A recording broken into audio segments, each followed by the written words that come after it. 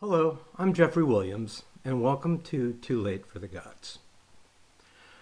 Braxton Hunter makes for an interesting study in contemporary apologists.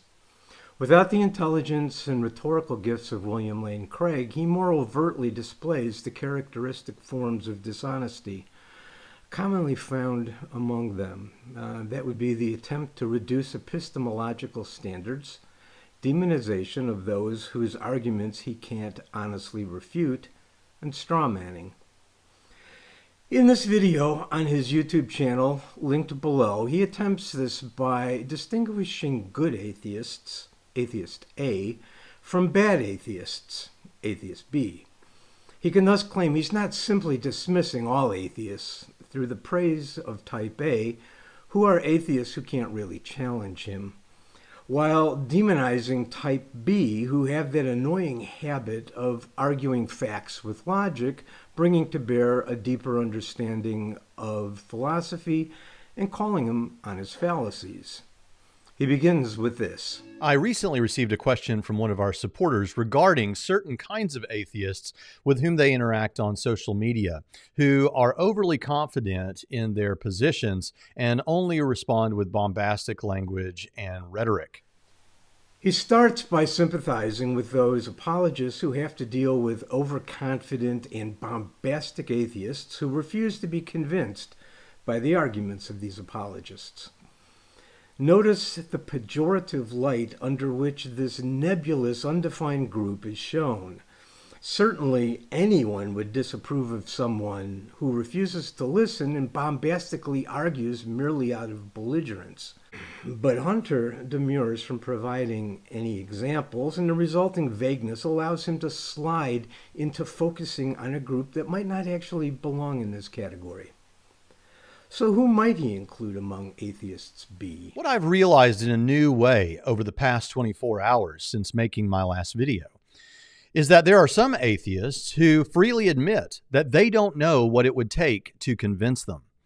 But if there is a God, he would know and he would do it for them. And since God hasn't done that for them, either he doesn't exist or he doesn't care to give them that information. When these atheists debate, based on the way they think about these things, there is nothing that their opponent can possibly say that will persuade them. Let's call this type of person Atheist B. The clue in that clip is that Atheist B is someone who cannot give a situation in which the appearance of a God would convince him of the God's existence, and therefore nothing could possibly ever persuade him. But Hunter also gives further clues for where he's heading. He first conflates the failure of a God to prove himself with Atheist B's not knowing how this could be done, assuming that the God himself would know how to do that. At this point, Atheist B isn't saying it couldn't be done, but merely giving the honest reply that he doesn't know how it could be done. In this conflation, Hunter has now slipped from his original vagueness that poisoned the well of our attitude toward anyone he will place in this group to atheists he has, through rhetorical trick, claimed to be obstinately unpersuadable. Or is it purely obstinance? Take note of Hunter's parenthetical statement, based on the way they think about these things, and keep it in mind. It will provide the key later on to what he is really up to here.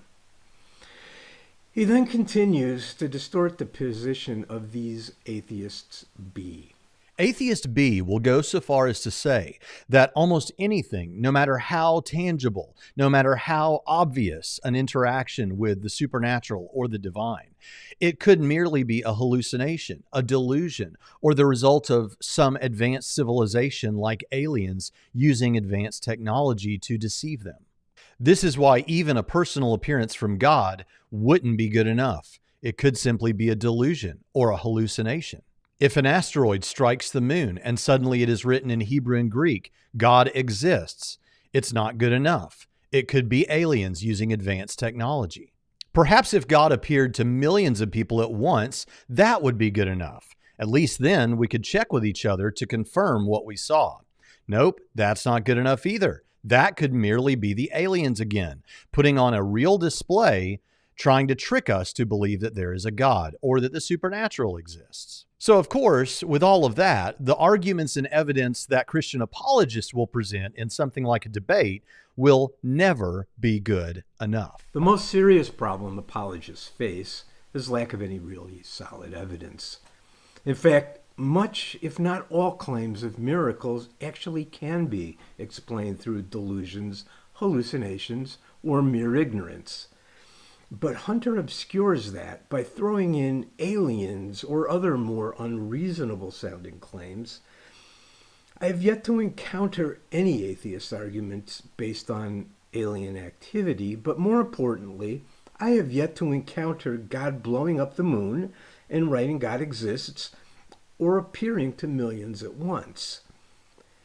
In another part of the video, he even uses the more extreme example of someone's head being ripped off, then miraculously reattached, and the victim able to recite conversations with the viewer's family in heaven. I also don't know of that ever happening, and that isn't the type of evidence we're rejecting. The biggest obfuscation here is the fact that he simply has no solid evidence of God's existence, and extreme examples suggested by Hunter never occur. What he has is ancient myth, second and third-hand accounts of a resurrection, and bad metaphysical arguments for the necessity of God. The real attempt here is to portray legitimate epistemological standards as unreasonable because what he has to offer could never meet the demands on properly basic beliefs. He then goes on to praise atheist A and positively compare them to his straw man of atheist B. But obviously, this is a level of skepticism that the average citizen does not have. If you ask the average citizen who happens to be an atheist if they would believe if they saw an ocean parted in Jesus' name, they would say, yes, of course I would. If you ask the average citizen whether riding on the moon or a personal encounter with God would be enough for them to believe, they're going to say yes.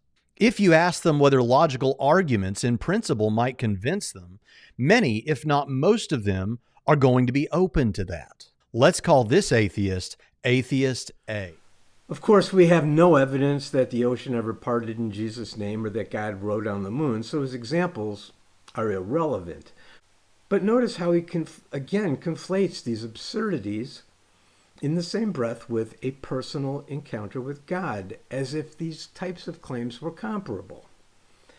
This is in fact something that apologists routinely claim to experience, but again with no convincing evidence and faced with the much more likely subjective explanations.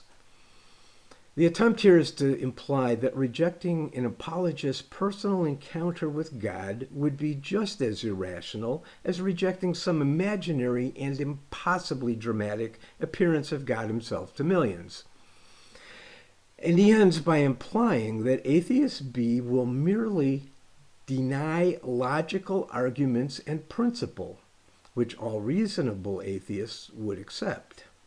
The problem here that he obscures is that apologists have no valid arguments. All of them either rely on false premises or have fatal logical flaws. Every one of them. They all have been decisively refuted, most of them centuries ago, but apologists are still trained in these arguments, and these are their only weapons. Earlier, I asked you to keep in mind Hunter's statement, based on the way they think about these things. The following clip is where its importance becomes clear. Atheist B has an epistemology that people like Matt Dillahunty have chiseled out over years that prevents them from accepting as good evidence what Atheist A would consider fantastic evidence. So again, with Atheist B, there is conceivably nothing that a Christian apologist could present to them that would persuade them to believe that God exists or that Christianity is true. Now we're getting to the real issue, epistemology. In earlier videos and on my blog, I have addressed so-called Reformed epistemology championed by Alvin Plantinga and other pseudo-philosophers. Its sole purpose is to weaken the requirements for properly basic beliefs in order to gain acceptance for arguments resting on invalid or weak and uncompelling premises, and reduce the need for proof of a God to a claim that it is merely reasonable to believe in God and therefore should be taken seriously.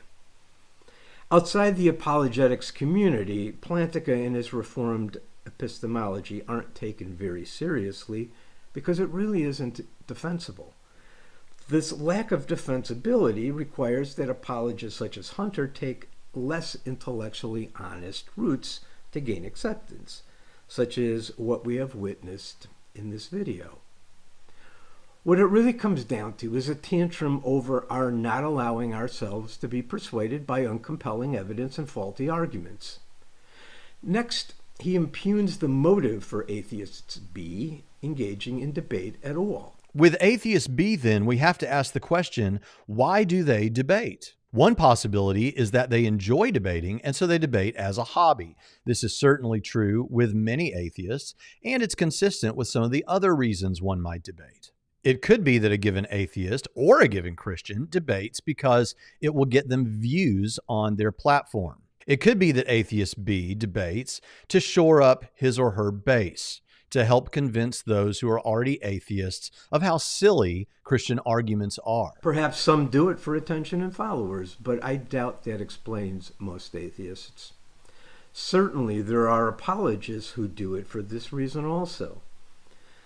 Then we have some projection by Hunter, where he suggests we do it to reinforce other atheists' estimation of religion as silliness. I've interacted with and debated apologists for decades and have seen very little conversion actually take place from their efforts. By far the largest effect of their efforts is to reinforce the belief of already believing Christians and help shield them from doubt. And the too often unspoken truth about apologetics is the widespread grift. There is money to be made here through creating teaching institutions, ministries, monetization of social media, and publishing. And those who make their living this way have every incentive to disregard the atheist's arguments in exactly the way he portrays the alleged closed-mindedness of atheists B. I'm convinced that one or two of the biggest names in apologetics realize they're feeding nonsense to believers for personal gain. But Hunter fails to address that side of the question and focuses solely on why atheists B debate. He goes on. But I think the most obvious answer for why many people we could call atheist B do debate is because they want other people to understand that they shouldn't believe on the basis of theistic arguments or Christian arguments.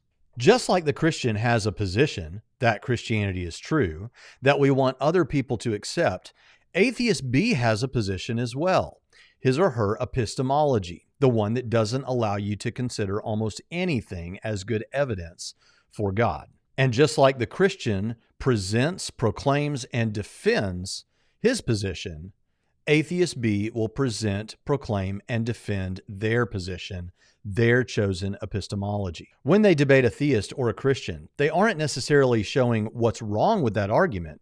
They're showing what their epistemology says about that argument. He or she has a position, a message that they want to promote, defend, and proclaim, the gospel of their epistemology. First, there is nothing questionable about defending one's philosophical position, or even trying to convince others of its truth. Without that, there would be no philosophy at all.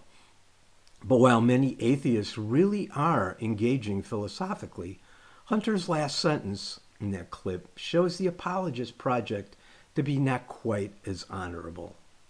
He goes on to say, when they debate a Christian or a theist, they aren't necessarily showing what's wrong with the argument. They're showing what their epistemology says about that argument. He or she has a position a message they want to promote, defend, and proclaim, the gospel of their epistemology. Here he attempts to reduce legitimate epistemology to the level of Christian dogma and belief, of gospel. The difference is that epistemology has a long history of open debate that leads to different positions during its refinement over time. This led to the inability of Christianity to mount what today's educated people would consider valid arguments. Here, Hunter displays the need to weaken these epistemological standards, reflecting the works of those such as Plantinga, in order to delegitimize the ability to refute apologists. Of course, epistemology is exactly how we go about showing what's wrong with the premises of an argument. But the discussion of epistemology is exactly what they evade at all costs. How many times have I seen William Lane Craig either evade or strawman Kant's epistemology because he can't get around it? All of which leads to this surprisingly weak and unsuccessful attempt to finalize his delegitimization of epistemology. And even though you'll often hear them say that they aren't necessarily trying to convince anyone of anything, they're just here for a conversation, or they're just waiting to be convinced. They're clearly trying to explain not only why on their epistemology they don't think they should accept certain arguments as evidence for theism or for Christianity, but why you should accept their epistemology and you shouldn't be convinced by these arguments for theism or for Christianity. Well, yes, that's what the life of the mind is all about. He goes on to make the outrageous suggestion of a disclaimer that all atheists should include at the beginning of their videos or writing. The disclaimer reads, disclaimer. This person's skepticism leads them to the conclusion that miracles, personal experiences of God, nor historical evidence will ever likely be enough to persuade them. Even God literally appearing to them, or someone parting an ocean in Jesus' name, could simply be a delusion, hallucination, or advanced, unknown, deceptive technology used as a part of a conspiracy to convince them wrongly that God exists. This means that any apologetic used with this person has, by their own admitted epistemology, been ruled out. Discussions with such a person will, therefore, likely not be productive. If you are a listener and philosophical arguments, historical data, or even incredible miracles such as the parting of an ocean in Jesus' name would convince you, then this person's opinions about what counts as good or bad evidence should be of no consequence to you. This is such a blatant example of projection. We need only reverse the names to imagine a more appropriate disclaimer for those whose livelihoods arise from apologetics. And now for the final outrage. Now, what you could do with Atheist B is have a conversation with them about their epistemology and why you think it's constructed in such a way that it disallows for the inclusion of what should count as good evidence. But until this happens, most of the debates that you're going to have with Atheist B are going to be exercises in spinning your wheels. You know, it's funny you mention that, Brax, because that is precisely the discussion you backed out of with me. You posted a video asking 10 questions for atheists to answer. I answered them honestly and in good faith. Your response was anything but. You obviously either failed to understand my response or purposely strawmanned my responses. My money's on the former, but the point is your response was nothing more than evasion, misrepresentation, and personal insult. When on Twitter I pointed out our difference really is an epistemological difference, and we really ought to debate that, you became evasive, then emotional, and then blocked me. Nevertheless, I think we should have that debate either here on your channel or a neutral channel. You're absolutely right that this is the debate atheists and theists ought to have, one on epistemology. I'm sure the viewers would be interested in seeing this happen, and I await your reply.